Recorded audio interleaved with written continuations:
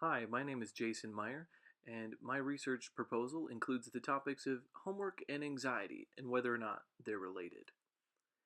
My interest in this topic comes from some personal experience, experiencing the difference in value placed upon homework in different schools that I've worked for. Additionally, I've observed that students tend to becoming increasingly more anxious and using more and more coping mechanisms to get through each day, such as nail biting and substance abuse. The research questions which my proposal addresses include: does the amount of homework assigned to 8th grade middle school students have an effect on their level of anxiety? And is the magnitude of the relationship between the amount of homework assigned and the level of anxiety in 8th grade middle school students significant? This research is important because the age group I've selected for this research is an area of need. There are vast amounts of research regarding high school students, but the middle school age has been vastly underrepresented in research, leaving a gap where more information is needed. Additionally, very little research has been done with the intent to show a relationship between these two variables that I've proposed. The proposed research that I have will determine the magnitude of the possible relationship between those two variables, homework and anxiety. In the literature review, there's been countless studies done arguing back and forth on whether or not to use homework ever since probably about the 1940s. I limited my literature review to studies done within the last 15 years or so, for the most part, just because most of that information was the most relevant. As you can see on the chart, Cooper, Robinson, and Patel, along with Bennett and Kalish in 2006, both determined that they were going to be anti-homework. Now, this didn't have anything to do with anxiety for either of these studies, but they did seem to believe that it was not healthy to have as much homework as students had been given at that time. The next year, in 2007, Freeman argued against that. He was a proponent of using homework as a source of continuity. He had therapists who would give homework to some of their patients, and they found that homework actually had a positive impact on some students that had anxiety disorders. The next year after that, in 2008, Dr. Leahy gave us a little thunder and brimstone, fire, and everything in his speech about the relationship between his comparison of high school age students who have this certain level of anxiety that used to only be present in psychiatric patients. He was comparing a current high school student to a psychiatric patient from about the 1950s. Ramdas and Zimmerman, they were very pro homework, seeing many benefits. Although they weren't concerned with anxiety, they saw things like self achievement, intrinsic motivation, things like that as benefits of using homework. The last two groups, Galloway, Connor, and Pope, and Leonard and Associates, um, were both very concerned with anxiety.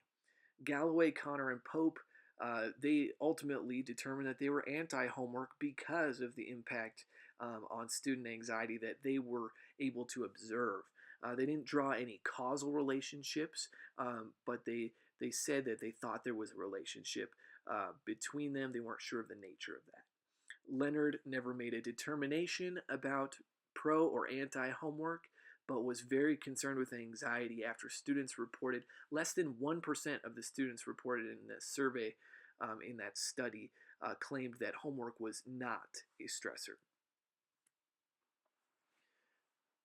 The target population for my research is 8th grade middle school students in the United States. The type of sample that I will be using is called a random stratified cluster sampling. I'll use this type of sample in the hopes that the sample of U.S. middle schools that I obtain will be a representative sample of the overall population of U.S. middle schools and U.S. middle school 8th grade students. Participation in this experiment is voluntary for schools, but To be included in participation, the school must include the entire 8th grade class. The operational definitions include treatment groups, level of anxiety, and amount of homework. Treatment groups include three groups: Group 1, which is the control, Group 2, which has the first experimental treatment, and Group 3, which receives the second experimental treatment. The level of anxiety will be measured using the Beck Anxiety Inventory, which has 21 separate items for which a score can be developed between 0 and 63. Depending on the score, you'll receive a rating of either low anxiety, moderate anxiety, or potentially concerning levels of anxiety. The amount of homework will be determined by a direct administration survey given to all teachers and students involved. These surveys will use one close-ended question, which rate the amount of homework either assigned or received per week in hours using a Likert type scale. The other question will be an open-ended completion question. These surveys will be averaged to find the mean amount of homework received by students or assigned by teachers. The testing effect and test-retest reliability are concerns for the Beck Anxiety Inventory because a subject might learn something from the test the first time they take it, resulting in different behavior which might affect how that subject takes the test the next time. To reduce the issues of this type and confirm reliability, the Beck Anxiety Inventory has already been tested for internal consistency using Cronbach's alpha and subjected to test-retest conditions by Beck, Epstein, Brown, and Steer. In an attempt to also further establish the validity of the Beck Anxiety Inventory, it has been criterion validified by being moderately correlated with the revised Hamilton Anxiety Rating Scale and mildly correlated with the Hamilton Depression Rating Scale. Due to their nature, surveys are often assumed to be reliable anyway. However, the length of surveys used in this experiment are very short, and that can pose a threat to reliability. This issue has been addressed by assuring that the survey questions collect only quantitative data, not qualitative. Another concern is possible experimenter bias, which could threaten the validity of the surveys. This experimenter bias will be addressed by training the survey administrators to not influence the answers given by teachers or students on the survey. So let me walk you through the experimental process. First things first, we'll take the sample, which again is a random stratified cluster sampling. Then the schools that were assigned to the sample will be randomly assigned to treatment groups, either treatment 1, the control, treatment 2, the experimental group, or treatment 3, the second experimental group. Next will be the pretest and the surveys. So the surveys we've already talked about, having that open-ended question and the close-ended Likert style question. The pretest is going to be the Beck Anxiety Inventory. That'll give us a baseline. Next will be the experimental treatment. Going back to those treatment groups, you have group 1, the control. There is no experimental treatment, we're just observing them in their normal state. The second group has the first experimental treatment, which is that they will receive half of the amount of homework based on the amount, the mean amount that their schools involved in that group would have normally given. The third group receives the second experimental treatment, which is no homework. Next, we'll do the post-test, which is another administration of the Beck Anxiety Inventory. Lastly, we'll go through and we'll do an analysis to try to draw conclusions based on the data that we've collected. Next, let's talk about the internal and external threats to the experiment's validity. Internal threats include selection bias, experimenter bias, and the testing effect. The selection bias is included and a concern because schools chosen for the sample may have different levels of achievement. The experimenter bias is a concern because different teachers will just naturally instruct differently, regardless of the treatment group they're a part of. Also, the experimenter bias goes along with the person who administers the surveys to staff and students. They may influence them in some way. The testing effect is the third concern. The problem with the testing effect is that subjects may realize they're being tested repeatedly and may not behave as they normally would once they are aware of that. The threats to external validity include selection bias and subject effects.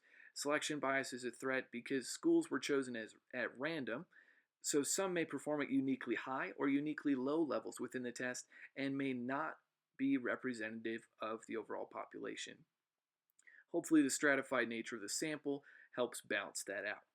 Subject effects include things that have to do with the behavior of the subjects themselves.